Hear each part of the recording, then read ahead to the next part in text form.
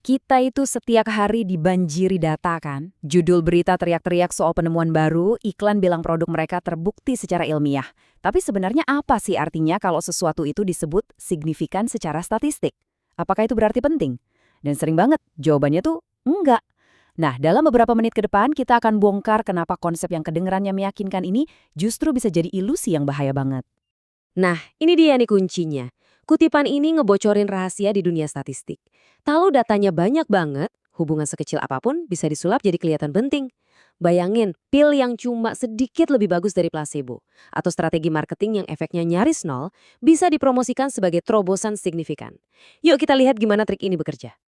Oke, kita masuk bagian 1, ilusi signifikansi. Di sini kita bakal lihat langsung gimana para peneliti, sekalipun niatnya baik, bisa kejebak dalam kebingungan yang diciptakan oleh data besar. Ini bukan soal nipu-nipu ya, tapi tentang bagaimana alat statistik bisa salah kaprah kalau kita nggak hati-hati. Oke, kita langsung aja ke pertanyaan utamanya. Bisakah efek yang kecil banget, yang bahkan gak relevan di dunia nyata, dinyatakan signifikan secara statistik? Jawabannya yang mungkin bikin kaget adalah iya, bisa banget. Dan inilah sumber dari banyak banget berita yang menyesatkan. Yuk kita bongkar mekanismenya. Coba deh perhatiin tabel ini. Fokus dulu ke kolom N ya. Itu ukuran sampelnya. Di studi pertama yang cuma pakai 10 orang, korelasinya atau R-nya kecil banget dan nggak signifikan. Tapi lihat deh studi 2, 3, dan 4. Begitu jumlah sampelnya naik jadi ratusan, bahkan ribuan, korelasi yang sebenarnya lemah sekitar 0,2 tiba-tiba dikasih label signifikan dengan 3 bintang. Mesin statistiknya seolah-olah berteriak, ada sesuatu yang penting di sini. Padahal hubungannya sendiri tetap aja lemah. Ini terjadi karena ukuran sampel yang super besar memperkuat sinyal sekecil apapun. Nah, ini dia inti masalahnya. Ukuran sampel yang besar itu fungsinya kayak tombol volume ya. Efek yang tadinya cuma bisik-bisik, sekarang jadi kayak teriakan kencang, dan ini menciptakan ilusi seolah-olah temuannya penting. Jadinya, ini bukan lagi soal mencari kebenaran, tapi soal siapa yang punya data paling banyak. Jelas, kita butuh cara berpikir yang lebih cerdas dari ini. Oke, sekarang bagian 2, memecahkan kode data. Jadi, gimana caranya kita nggak ketipu sama ilusi ini? Jawabannya adalah dengan kembali ke dasar-dasar. Yuk kita bekali diri kita dengan beberapa alat statistik sederhana yang bisa bantu kita jadi detektif data yang lebih pintar. Mari kita mulai dari dua hal yang kelihatannya mirip tapi beda banget, min dan median. Min itu, ya rata-rata yang kita pelajari di sekolah. Jumlahin semua angkanya, terus dibagi.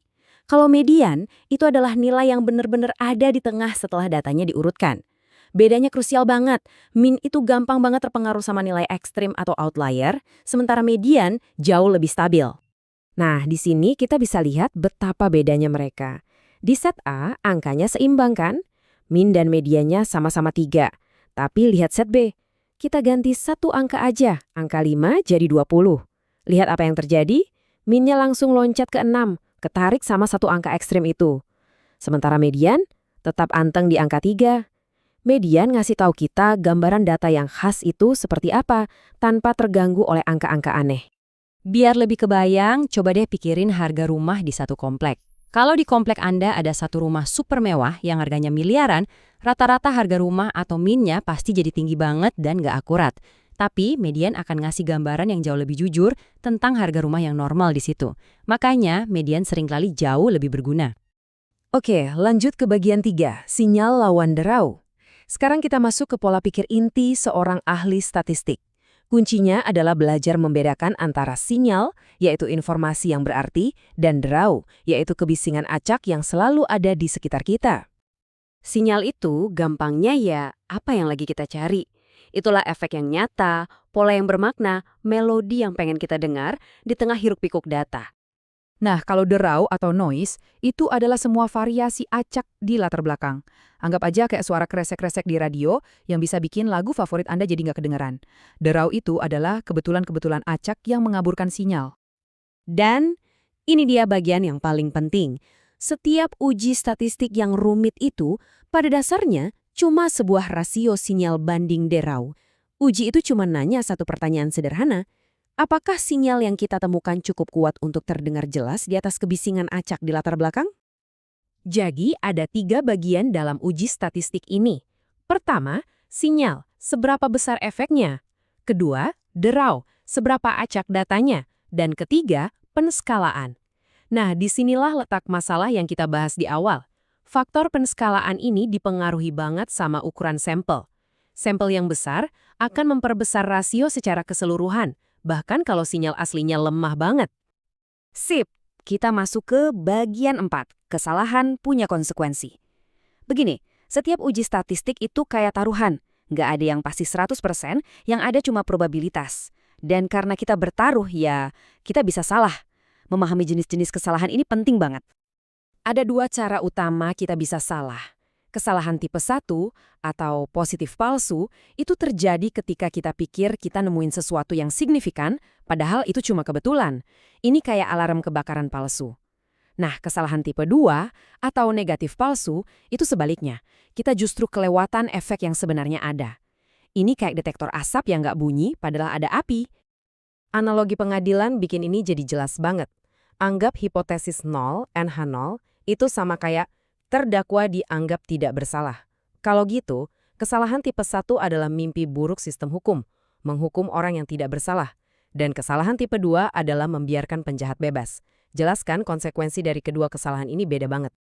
Karena memenjarakan orang tak bersalah itu kesalahan yang fatal banget, sistem pengadilan menetapkan standar bukti yang super tinggi. Di luar keraguan yang wajar, mereka secara sadar milih buat ambil resiko lebih besar, membiarkan orang bersalah bebas, yaitu kesalahan tipe 2, demi meminimalkan resiko menghukum orang tak bersalah, yaitu kesalahan tipe 1. Ini adalah pilihan sadar yang didasarkan pada nilai dan konsekuensi. Dan sekarang, bagian terakhir, ritual 0. Yuk kita lihat bagaimana konsep-konsep tadi seringkali disalahgunakan dalam prakteknya. Para kritikus menyebutnya ritual 0, sebuah pendekatan robotik terhadap statistik yang sama sekali nggak pakai pemikiran kritis. Ritual ini kayak resep masakan tapi nggak pakai perasaan. Langkah 1, asumsikan nggak ada efek. Langkah 2, pokoknya pakai angka sakti 5% atau P kurang lebih dari 0,05 sebagai patokan. Langkah 3, kalau hasilnya lolos, langsung klaim penemuan penting. Langkah 4, ulangi terus tanpa mikir. Ini statistik pakai mode autopilot yang benar-benar abai sama pertanyaan paling penting. Seberapa besar sih efeknya? Yang lucu atau mungkin miris ya, salah satu bapak statistik modern sendiri, Sir Ronald Fisher, pasti bakal ngeri lihat ini. Dia bilang dengan sangat jelas bahwa seorang ilmuwan sejati nggak pakai tingkat signifikansi yang kaku. Mereka pakai penilaian dan mempertimbangkan konteks dari setiap kasus secara individu. Nah, ini dia bedanya. Ritual buta itu cuma ngejar satu hal, nilai Pi-nya di bawah 0,05 atau enggak. Tapi seorang pemikir statistik yang cermat akan bertanya, oke, mungkin ada efek, tapi seberapa besar efeknya? Apakah efek itu cukup berarti untuk bikin perubahan di dunia nyata? Itulah yang disebut ukuran efek. Jadi ini dia pertanyaan pamungkas yang harus selalu Anda tanyakan setiap kali mendengar klaim statistik. Saat ada studi atau berita yang bilang hasilnya signifikan, tarik nafas dulu, lalu tanyakan, oke, signifikan secara statistik, tapi emangnya efeknya cukup gede buat jadi penting? Kemampuan untuk menjawab pertanyaan itu adalah langkah pertama untuk mulai berpikir seperti ahli statistik sejati.